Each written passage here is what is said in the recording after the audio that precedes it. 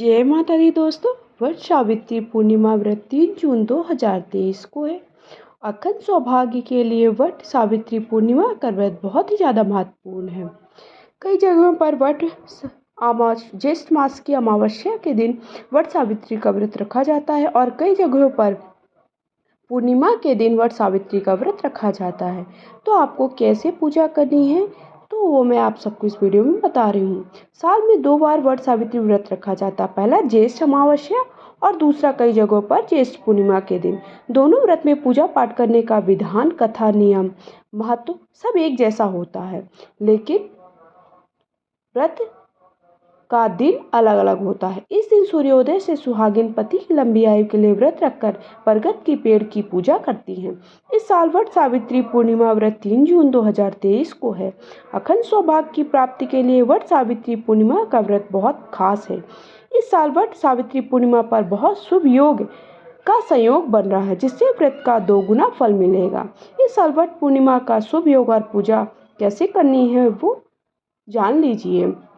ज्येष्ठ मास की पूर्णिमा तिथि 3 जून 2023 को सुबह 11:16 पर आरंभ होकर पूर्णिमा तिथि की समाप्ति 4 जून 2023 को सुबह 9:11 पर है।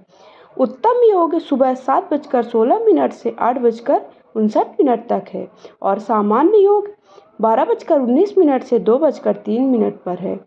तो आप किसी भी शुभ समय पर पूजन कर सकते हैं। पूजा आपको कैसे करनी है? सुबह स्नान करके स्वच्छ वस्त्र पहन लीजिए। हो सके तो आप अपने सुहाग का जोड़ा पहने और पूरी तरह से तैयार हो जाए। मांग टीका, गले में मंगलसूत्र, महावर, ये सारी चीज़ें लगा लें। फिर उसके बाद अगर आप बरगद के पेड़ के नीचे जाकर पूजन करती हैं तो वहाँ पर जाकर के आप वहाँ पर अच्छे से हल्दी से लीप लीजिए। लीप लेने के बाद वहाँ पर आप वट सावित्री सत्यवान की फ़ोटो या तस्वीर हो तो वो रख लीजिए। नहीं है तो आप केवल शिव परिवार का फ़ोटो या तस्वीर भी रखकर पूजन कर सकते हैं, या फिर आप पान के पत्ते पर या बरगद के पेड़ के पत्ते पर भी आप सावित्री सत्यवान का चित्र बना करके भी उनका पूजन कर सकते हैं। फिर उसके बाद आप बरगद के पेड़ की अच्छे से पूजन कीजिए। पूजन करने के बाद जो भी आपने फल फूल, मिठाई, पकवान जो आपने घर पे बनाए हैं वो सारी सामग्री चढ़ा दीजिए। सुहाग की सामग्री लेकर के आए हैं वो चढ़ा दीजिए। उसके बाद आप अगर आप शादी का जोड़ा नहीं पहन पा रहे हैं तो आप शादी की चुन्नी जरूर ओढ़ें। उसके बाद आप बरगद के वृक्ष को स्नान करा के उन्हें फल फूल ये सारी चीज़ें चढ़ाने के बाद 7, 11 या 51 या 108 जो आपके यहाँ का रीति रिवाज है उतनी उनकी परिक्रमा करें। उन्हें पंखा से हवा दें और पंखा से हवा देने के बाद आप कथा सुने। कथा सुनने के बाद आप जो भी आपने फल लिए हैं वो खा लीजिए और उसके बाद आप पति का पूजन करने के बाद आपका पूजन संपन्न माना जाता। अगर आप घर पर पूजन कर रहे हैं तो घर पर पूजन की मैं आपको विधि दिखा रही हूँ, तो आप देख लीजिए कि आपको कैसे पूजन करना है। आप एक पाटा या चौकी बिछा लीजिए और आप एक छोटे से गमले पर वट का छोटी सी टहनी ले आइए और टहनी को लगा दीजिए। अगर आप नहीं जा पा रहे हैं तो अगर आप वहाँ जा पर वट के वृक्ष के पास जाकर पूजन करते हैं तो वो ज़्यादा शुभकारी माना जाता है, लेकिन किसी कारणवश हम ऐसा है कि हम नहीं जा पाते हैं तो हम घर पर भी पूजन कर सकते हैं। फिर उसके बाद अगर आपके पाटा या चौकी पर आप जो गमला है उसको रख दीजिए, कलश स्थापित कर दीजिए। कलश आपको वहाँ पर भी स्थापित करना है, यहाँ पर भी स्थापित करना है।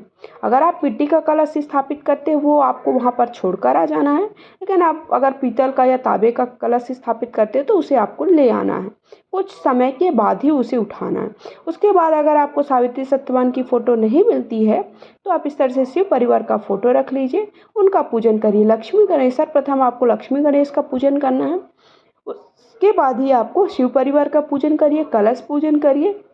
जो आपने वट वृक्ष स्थापित किया है, जो घर पर लाए हैं उसका पूजन करिए, क्योंकि हमें शिव भगवान को हल्दी और चंदन नहीं चढ़ता है, हल्दी और कुमकुम नहीं चढ़ता है, इसलिए मैं चंदन उन्हें लगा रही हूँ। तो इस तरह से आप बिल्कुल साधारण तरीके से घर पर भी पूजन कर सकते हैं। वट अर्थात बरगद का पेड़ हिंदू धर्म में कहा गया है कि वट के पेड़ पर ब्रह्मा, विष्णु और महेश तीनों देव रहते हैं। इस दिन बरगद के पेड़ की पूजा करने से पति की अकाल मृत्यु टल जाती है। सुहाग पर आने वाले सभी संकटों का नाश होता है। स्त्रियां इस दिन वट वृक्ष की परिक्रमा कर चारों ओर कड़ाबा बांधती हैं। इससे पति की लंबी आयु और संतान की कामना फलित होती है।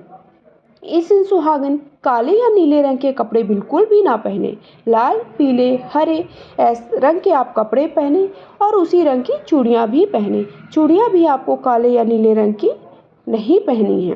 बरगद की टहनी ना तोड़े।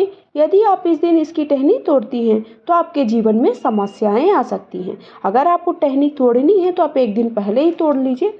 उस दिन आपको बिल्कुल भी बरगद के पेड़ की टहनी को तोड़कर उसे कष्ट नहीं देना है। बरगद के पेड़ की इस तरह से परिक्रमा करें कि किसी का पैर परिक्रमा के समय एक दूसरे से ना लगे। इसलिए जब भी आप परिक्रमा करें आराम से करें। कोई जल्दीबाजी नहीं है कि नहीं आपको पहले ही कर करके जाना है।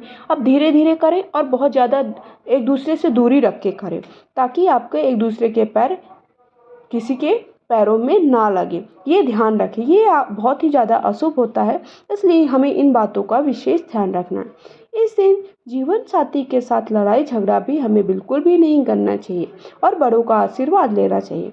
उनसे बिल्कुल भी लड़ाई झगड़ा ना करें और कलह ना मचाएं। तो इस तरह से आपको इन बातों का भी ध्यान रखना। जब भी आप पूजन करने बैठे और पूजा के दिन कोई भी व्रत आप पूजन करते हैं तो हमें इन बातों का विशेष ध्यान रखना होता है कि हम ये सारी चीज़ें ना करें। और इस व्रत में तो खासकर हमें ये ध्यान रखना होता है। कई जगहों पर क्या होता है कि पूरा दिन उपवास रखती हैं महिलाएं, दूसरे दिन व्रत तोड़ने के बाद ही पारण करके जल अन्न ग्रहण करती हैं। और कई जगहों पर क्या होता है कि केवल पूजन करती हैं, जब तक पूजन नहीं करती तब तक कुछ भी अन्न जल ग्रहण नहीं करती हैं। और जैसे ही पूजन कर लेती हैं तो पूजन करने के बाद घर भगवान की पूजन वट वृक्ष की पूजन करेंगी और वह अपने पति का पूजन करेंगी। उसके बाद अन्न जल ग्रहण कर लेती हैं। लेकिन उस दिन लहसुन प्याज वाला भोजन बिल्कुल भी ना करें, मांस मंदिरा का सेवन ना करें। इन सारी चीज़ों का हमें विशेष ध्यान रखना होता है कि हमें एक दिन ये सारी चीज़ें नहीं करनी जब भी कोई भी उपवास रखे। कई जगहों पर क्या होता है कि जो भोग प्रसाद लगता है वो पुए और गुलगुले का लगता है। और कई जगहों पर होता है जो जिसके यहाँ के जैसे रीति रिवाज है वैसे आप अपने रीति रिवाज के हिसाब से पूजन करिए और रीति रिवाज के हिसाब से ही भोग प्रसाद वगैरह सारी चीज़ें हमें चढ़ाना करना चाहिए। हमें कोई भी नए नियम नहीं अपनाने चाहिए, क्योंकि हम नए नियम अपनाएंगे तो वो हमारे रीति रिवाज और हमारे संस्कार और हमारे जो कुल देवी का पूजन होता है उसके लिए सही नहीं होता है। लेकिन आप पहली बार अगर व्रत रख रहे हैं तो उसके हिसाब से आप पूजन कर सकते हैं। अगर आपके घर पर किसी ने भी व्रत नहीं रखा, पहली बार व्रत रख रहे हैं, तो आप नए नियमों का पालन करके पूजन कर सकते हैं, व्रत रख सकते हैं। वट सावित्री पूर्णिमा शनिवार 3 जून 2023 को रखी जाएगी। पूर्णिमा तिथि की शुरुआत 3 जून को 11:16 से है और इसका समापन 4 जून को 9:11 पर है। वट सावित्री पूर्णिमा व्रत में भी बरगद के पेड़ की पूजा की जाती है। बरगद के पेड़ की आयु सैकड़ों साल होती है। चूंकि महिलाएं भी बरगद की तरह अपने पति की लंबी आयु चाहती हैं और बरगद की ही तरह अपने परिवार की खुशियों को हरा भरा रखना चाहती हैं, इसलिए यह व्रत करती हैं। वहीं एक अन्य पौराणिक कथा है कि सावित्री ने बरगद के पेड़ के नीचे बैठकर तपस्या करके अपने पति की प्राणों की रक्षा की थी। 3 दिन बिना अन्न जल ग्रहण किए उन्होंने उपवास रखकर अपने पति की आयु वापस प्राप्त की थी। इसलिए वट सावित्री पूर्णिमा व्रत पर बरगद की पेड़ की पूजा की जाती है। पौराणिक कथा के अनुसार महान सावित्री ने मृत्यु के स्वामी भगवान यम से आशीर्वाद प्राप्त किया और उन्हें अपने पति सावित्री सत्यवान से जीवन को वापस करने के लिए मजबूर किया। इसलिए विवाहित महिलाएं अपने पति की दीर्घायु और लंबी उम्र के लिए वट सावित्री का व्रत रखती हैं। इस दिन चना गुड़ का बायना निकालकर उस पर सामर्थ्य अनुसार रुपए रखकर अपनी सास या सास के समान जिनको भी आप मानती हैं, अगर आपकी सास नहीं है तो आप सास के समान जिनको मानती हैं, ननंद है, जेठानी है या घर की कोई भी ऐसी स्त्री है जो बहुत बूढ़ी है और जिनको आप सास का दर्जा देती हैं, उन्हें ये जो सामान है वो बायना है वो सुहागन महिला को देकर उनका आशीर्वाद जरूर ग्रहण करना चाहिए। वट सावित्री व्रत की कथा का श्रवण और पठन भी हमें अवश्य करना चाहिए। वट पूर्णिमा के दिन धन की कमी और दरिद्रता और कलह की वजह बनती है।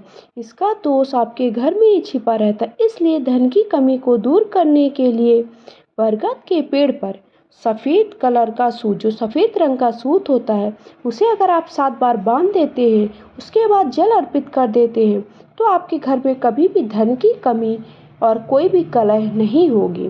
तो इस दिन घर में मौजूद नकारात्मकता को दूर करने के लिए भी बरगद की पेड़ की मदद ली जा सकती। इसलिए पेड़ की टहनी को लेकर उसके घर के मंदिर में रख दें। आप चाहे तो इसे ऑफिस या दुकान में भी रख सकते हैं। तो आपकी सारी समस्याएं का निजात मिलेगा, सारी समस्याएं आपकी दूर हो जाएंगी।